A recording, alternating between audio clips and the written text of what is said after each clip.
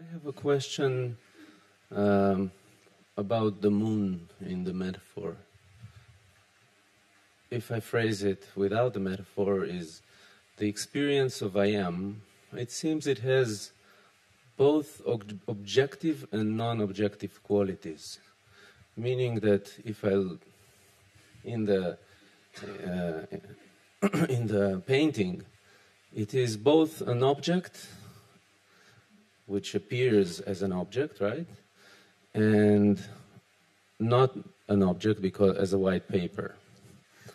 The reason why I'm asking, maybe the metaphor is not working here, and is that I have the experience of this I am, being aware of being aware, while having any other experience, and it seems to me as if it's registered by the mind, because if it's a pure consciousness experience, there is no objective qualities and the mind does not have access to it. But somehow the mind, it seems to me, does have an access to that experience. So it's a little bit confusing. Okay.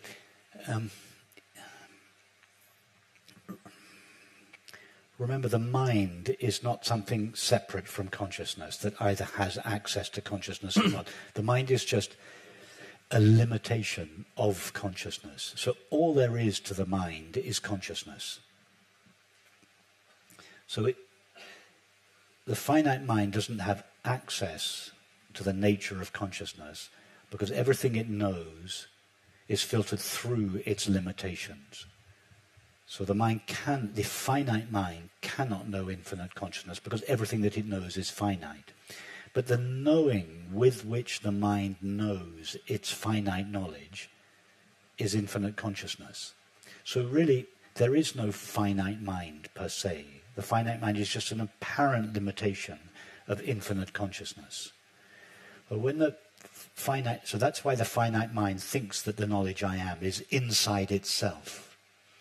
But you said that knowledge I am is both objective and non-objective. It's not true. Mm-hmm. Think of the painting.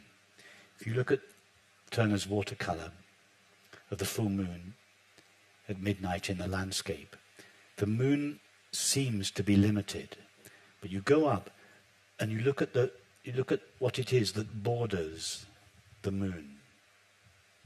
It's the trees and the clouds. The limits don't belong to the moon.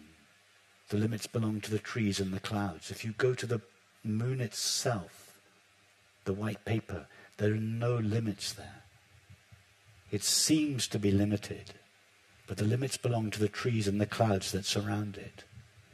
If your mind, and remember your mind is just an apparent limitation of the one mind, infinite consciousness. If your mind now goes to the experience of infinite consciousness, your mind thinks, or the experience of I am, your mind thinks that takes place inside itself, but it's a gap in the finite. It's the part of your finite. It's the part of your finite mind that is not coloured with thoughts and perceptions. It's the part of your finite mind that's not painted. It's the part of your finite mind that is devoid of perception and conception. In other words, it's infinite consciousness shining as it essentially is, not coloured by thoughts and perceptions, as it essentially is in your finite mind, but it's not in your finite mind. Could you say it is a reflection of that in the mind? No, because that belongs to a lesser understanding. When, for instance, sometimes I used to use the analogy of the sun as infinite consciousness and the moon as the mind. It's a completely different use of the moon metaphor. Yeah. So forget the Turner painting. So at night, the moon illumines the earth with light that it borrows from the sun. There's no such thing as moonlight. Moonlight is sunlight. Moonlight is the reflected light of the sun. So at a lesser stage of understanding, we could say that the mind knows its knowledge and experience with the reflected light of infinite consciousness. But it's not a nice metaphor because it implies that the mind and consciousness are two different things. All there is to the finite mind is an apparent limitation of infinite consciousness.